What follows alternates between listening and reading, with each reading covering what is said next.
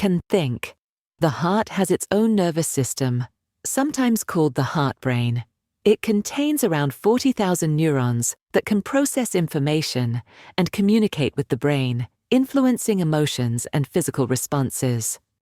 Tiny heartbeats in the womb. A fetus heart begins beating just 22 days after conception. At this tiny stage, it's already pumping blood, marking the start of a life that will unfold with love, growth, and endless possibilities. The heart knows love. When you feel deeply connected to someone, your heart literally beats in sync with theirs.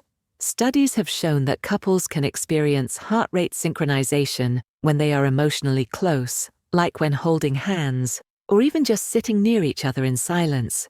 It's a beautiful, unspoken bond. Pumping power.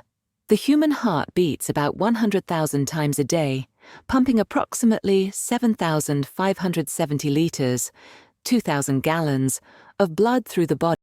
A lifelong companion. Your heart beats continuously throughout your life. By the time you reach 70 years old, your heart will have beaten over 2.5 billion times without a single break. It's like a lifetime of rhythmic dedication, keeping you alive and thriving.